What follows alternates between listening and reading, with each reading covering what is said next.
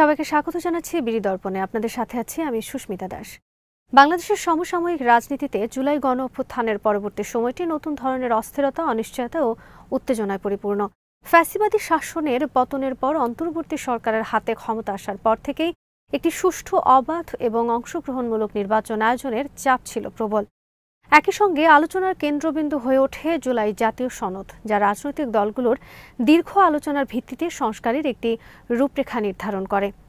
এই সনদের বাস্তবায়ন, গণভোটের সময় নির্ধারণ এবং বিভিন্ন দলীয় অবস্থান রাজনৈতিক ক্ষেত্রকে জটিল করে তুলেছে। বাংলাদেশের চলমান রাজনৈতিক সংকট নিয়ে আজকের আয়োজন। নির্বাচনের আগে তিনটি গুরুত্বপূর্ণ দল বিএনপি, জামায়াত ইসলামী এবং এনসিপি নিজ নিজ অবস্থানকে কেন্দ্র করে নির্বাচন পূর্ব বিজয় অর্জনের লড়াইয়ে নেমেছে। জুলাই সনদ বাস্তবায়ন, গণভোট, উচ্চকক্ষে পিআর ব্যবস্থা, ভিন্নমত এবং নির্বাচনের সময়সূচি নিয়ে এই তিন দলের দাবি দেওয়া ও কৌশল এখন দেশের ভবিষ্যৎ নির্বাচন প্রক্রিয়াকে নির্ধারণ করবে। বাংলাদেশের রাজনৈতিক ইতিহাসে নির্বাচন শুধু একটি ভোট গ্রহণের প্রক্রিয়া নয়, বরং নির্বাচন পূর্ব বিজয় একটি দলকে মানসিক, রাজনৈতিক ও মাঠ পর্যায়ের শক্তি অর্জনে গুরুত্বপূর্ণ ভূমিকা রাখে। ৯০-এর পর থেকে বারবার দেখা গেছে বিরোধী দল আন্দোলনের মাধ্যমে কোনো একটি বড় দাবি আদায় করলে জনগণের কাছে নৈতিক ও রাজনৈতিক অবস্থানে তারা শক্ত হয়ে উঠবে এবং নির্বাচনের মাঠে তাদের প্রভাব বৃদ্ধি পাবে। ১৯৯৬-এর তত্ত্বাবধায়ক সরকার আন্দোলন, ২০০৬-৭ সালে ভোটার তালিকা নিয়ে সংকট এবং ২০১৩-১৪ সালের আন্দোলন সব ক্ষেত্রেই নির্বাচনের আগে বিরোধী দলগুলো কোনো না কোনো দাবি আদায়ের চেষ্টা করেছে। কিন্তু ২০১৪ থেকে ২০২৪ এই সময়টা ছিল সম্পূর্ণ ব্যতিক্রম। নির্বাচন কার্যত ছিল অর্থহীন, প্রতিযোগিতা ছিল না, জনগণের অংশগ্রহণ কমে যায় এবং রাষ্ট্রীয় যন্ত্রের প্রভাব নির্বাচন প্রক্রিয়াকে অকার্যকর করে তোলে।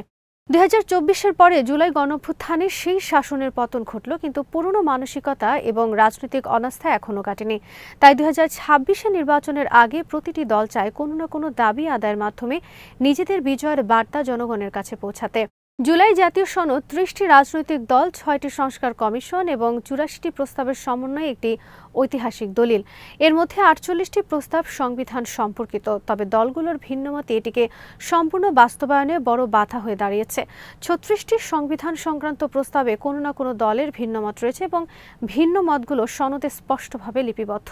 সনদ অনুযায়ী রাজনৈতিক দলগুলো নির্বাচনে জয়ী হলে নিজেদের ভিন্নমত অনুসারে সংস্কার করতে পারবে। অর্থাৎ জুলাই সনদ কোনো চূড়ান্ত দলিল নয়, বরং একটি প্রক্রিয়া, ভিন্নমতকে সুযোগ রেখেই তৈরি হয়েছে। কিন্তু জাতীয় ঐক্যমত কমিশনের সুপারিশে সেই ভিন্নমতকে অন্তর্ভুক্ত করা হয়নি, ফলে নতুন সংকট সৃষ্টি হয়েছে, বিশেষ করে বিএনপির সঙ্গে। বিএনপি এখন পুরোপুরি নির্বাচনী কৌশলে মনোযোগী।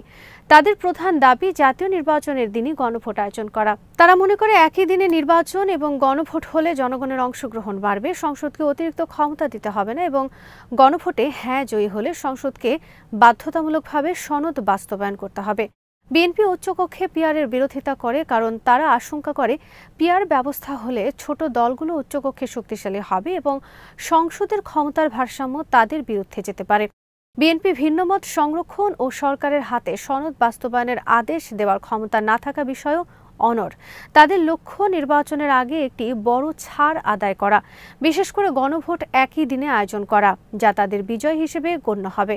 জামায়াত ইসলামী সক্রিয় আন্দোলনে ৮টি দলের নেতৃত্ব করছে। তাদের প্রধান দাবি জাতীয় নির্বাচনের আগে গণভোট আয়োজন এবং উচ্চকক্ষে পিআর পদ্ধতি বাধ্যতামূলক করা। জামায়াত ভিন্নমতকে গুরুত্ব দিতে চায় না এবং সনদে হাত দেওয়ার সুযোগ নেই বলে দাবি করে। তাদের জন্য উচ্চকক্ষে পিআর সবচেয়ে গুরুত্বপূর্ণ বিষয়, যা নিশ্চিত করলে ছোট দল ও ইসলামপন্থী দলগুলো প্রতিনিধিত্ব পাবে। জামায়াতের জন্য নির্বাচনের আগে গণভোট আয়োজনের দাবি তাদের সবচেয়ে বড় বিজয়। গণ অভ্যুত্থানের নেতৃত্ব থেকে উঠে আসা নতুন দল এনসিপির অবস্থান কিছুটা আলাদা।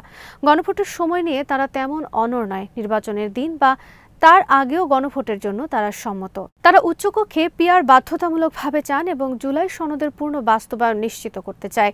এনসিপি এখনও সনদে স্বাক্ষর করেনি এবং তারা মনে করে আদেশ জারি হলে সরকারি সিদ্ধান্ত গ্রহণে তা সহায়ক হবে। তাদের লক্ষ্য হল পিআর নিশ্চিত করা এবং সনদ বাস্তবায়নের নিশ্চয়তা পাওয়া, যা রাজনৈতিক সংকট ও নির্বাচনের অনিশ্চয়তা কমাবে। অন্তর্বর্তী সরকার রাজনৈতিক দলগুলোকে এক সপ্তাহ সময় দিয়েছিল যাতে তারা নিজেরা সমঝোতায় আসতে পারে। এটি ছিল রাজনৈতিকভাবে প্রয়োজনীয় ভবিষ্যতে সরকারের জন্য নৈতিক যুক্তি তৈরি ও কৌশলগত পদক্ষেপ। এখন যেহেতু দলগুলো একমত হতে পারেনি, সরকারকে নিজের সিদ্ধান্ত ঘোষণা করতেই হবে। সরকার সম্ভাব্য সমাধানের খসড়া এমন: নির্বাচন ও গণভোট একই দিন আয়োজন করা, উচ্চকক্ষে পিআর বাধ্যতামূলক করা এবং সনদের ভিত্তিতে আদেশ জারি করা। সরকারের চ্যালেঞ্জ হলো সব দলকে একসঙ্গে বিজয় দেখানো। যেহেতু দাবিগুলো পরস্পর বিরোধী, তাই এক দলের বিজয় মানে অন্য দলের পরাজয়। তাই সরকারের লক্ষ্য হলো একটি সমঝোতা নির্ভর উইন উইন সিদ্ধান্ত তৈরি করা।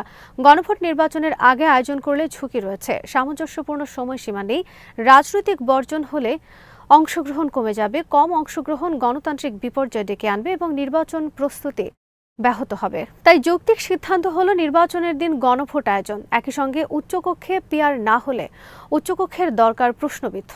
উচ্চকক্ষে পিআর বাস্তবায়ন করলে জামায়াত ও এনসিপি সন্তুষ্ট হবে, বিএনপি চাপের মুখে থাকবে।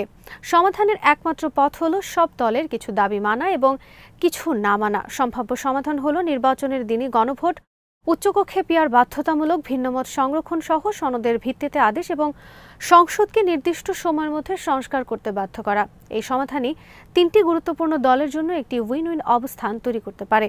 বিএনপির বিজয় গণভোট একই দিনে আয়োজন ও ভিন্নমত সংরক্ষণের মাধ্যমে, জামায়াতের বিজয় উচ্চকক্ষে পিআর ও সনদ বাস্তবায়ন এবং এনসিপির বিজয় পিআর ও সনদ বাস্তবায়নের নিশ্চয়তা অর্জনে। বর্তমান পরিস্থিতি বলছে নভেম্বরের 15 তারিখের ঘোষণায় রাজনৈতিক পরবর্তী সময় নির্ধারণ করবে। সরকারের কোনো পক্ষকে বেশি সুবিধা দিলে বাকি দলগুলো অসন্তুষ্ট হবে। বিএনপি, জামায়াত বা এনসিপির কেউ যদি সরকারকে অবিশ্বাস করে, নির্বাচন অনিশ্চিত হতে পারে এবং জুলাই সনদ বাস্তবায়ন নিয়ে আইনি রাজনৈতিক জটিলতা সৃষ্টি হতে পারে। তবে গণ অভ্যুত্থানের পর জনগণের প্রত্যাশা নতুন নির্বাচন হওয়ায় নির্বাচন পেছানোর সুযোগ নেই।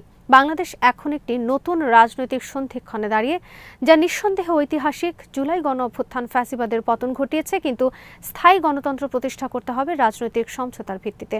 সরকারের সামনে বড় চ্যালেঞ্জ হলো বিএনপিকে বিজয় দেওয়া, জামায়াতকে বিজয় দেওয়া, এনসিপিকে বিজয় দেওয়া এবং একই সঙ্গে জনগণের কাছে গ্রহণযোগ্য সিদ্ধান্ত নেওয়া। সম্ভাব্য সমাধান হলো নির্বাচন ও গণভোট একই দিনে, উচ্চকক্ষে পিআর বাধ্যতামূলক, ভিন্নমত সংরক্ষণ সহ সনদের ভিত্তিতে আদেশ এবং সংসদকে নির্দিষ্ট সময়ের মধ্যে সংস্কার করতে বাধ্য করা। এই সমাধান তিনটি দলের মধ্যে উইন উইন পরিস্থিতি তৈরি করবে। বাংলাদেশের রাজনৈতিক ভবিষ্যৎ নির্ভর করছে দলগুলোর পরস্পরকে ছাড় দেওয়ার ক্ষমতা ও সরকারের সুবিবেচনার উপর। একটি শান্তিপূর্ণ, অংশগ্রহণমূলক এবং সত্যিকার অর্থে গণতান্ত্রিক নির্বাচনে জুলাই সনদ এবং গণ অভ্যুত্থানের চেতনার প্রকৃত বাস্তবায়ন হবে। আজ এখানেই শেষ করছি। সবাই ভালো থাকুন, সুস্থ থাকুন আর দেখতে থাকুন বিডি দর্পণ। চ্যানেলটি ভালো লাগলে সাবস্ক্রাইব করুন, সংযুক্ত থাকুন আমাদের ফেসবুক পেজে।